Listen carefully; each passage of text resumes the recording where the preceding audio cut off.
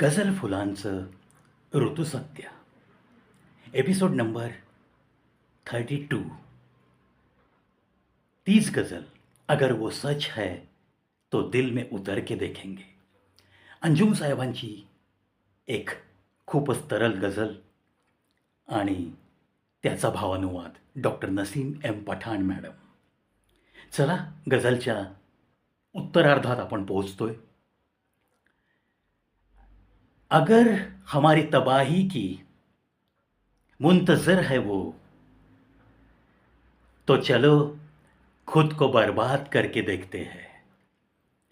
अगर हमारी तबाही की मुंतज़िर है वो, तो चलो खुद को बर्बाद करके देखते हैं।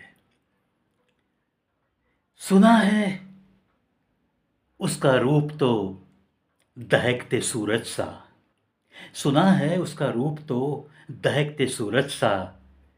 चलो ये तय है कि उसे आंख भर के देखते हैं, उसे आंख भर के देखते हैं। मित्रांनो, एकदा जर का एखाद्या माणसाला एखादी व्यक्ती आवडली, ही घटना तिच्या बाबतीतही असते आणि एखाद्या तिला जेव्हा तो आवडतो तेव्हाही असंच घडू शकतं. आता सध्या हा प्रेमवीर असं लिहितो आहे की मला तर असं कळलंय की एक स्वप्नवत असं एक सौंदर्य आहे. पण ते स्वप्न असेल तरी मला ते पाहायचंय आणि ते खरं असेल तर मला तिच्या मनात उतरून पाहायचंय.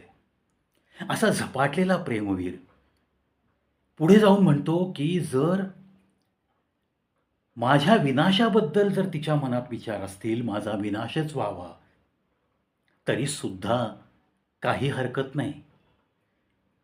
तिच्यासाठी, तिच्या प्रेमासाठी मी तर माझी बर्बादी करून घेण्यास सुद्धा तयार आहे. बर्बाद हो के देखेंगे.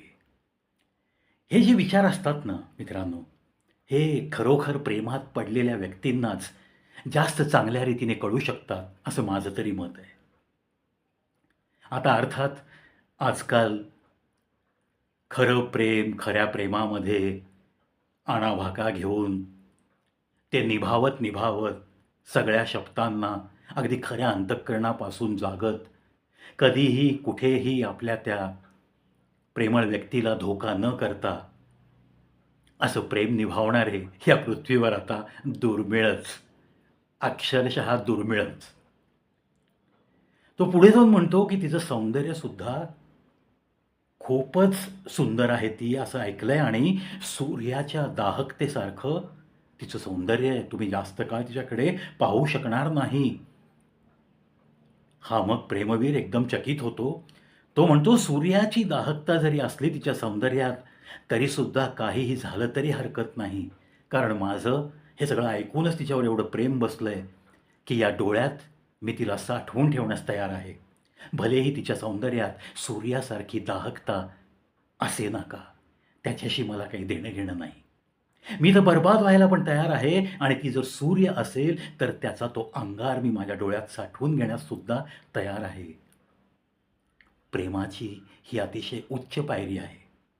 म्हणजे प्रेमासाठी वाट्टेल ते असं जे मराठीमध्ये म्हटलं जातं ना, ते खरं असं जेव्हा प्रेम मिळतं, तेव्हा त्या प्रेमात झपाटलेल्या व्यक्ती अशाच विचारांनी प्रेरित होत असतात. त्यांना त्या प्रेमात पडलेल्या व्यक्तीच्या व्यतिरिक्त काहीही दिसत नसतं असं म्हटलं तरी वावगं ठरणार नाही.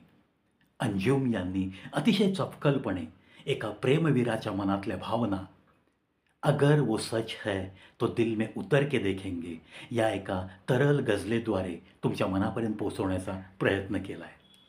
आणि मग डॉक्टर नसीम एम पठाण मॅडमसुद्धा याच्या भावानुवादाच्या शेवटी असं म्हणतात, आजकाल असे प्रेमवीर मिळणं अवघड झालेलं आहे.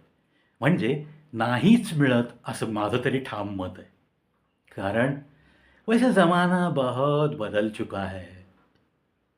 तेज रफ्तार में ये दुनिया दौड़ रही है और ऐसे आलम में आजकल ये पुराने प्यार की कहानियाँ बस कहानियाँ ही बन के रह गई है.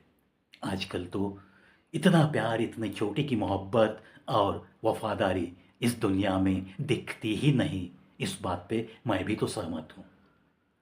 चलो अंजुम साहब, जो आपने व्यक्त किया है उस गज़ल को तहे दिल से प्रणाम करता हूँ मैं। आणि नसीम एम पठाण मॅडम यांनी हा मराठीत केलेला भावानुवाद सर्व मराठी जनांच्या मनापर्यंत पोहोचलाच असेल याच आशेवर चलतो मित्रांनो, पुन्हा भेटूयात एका नव्या व्हिडिओसह.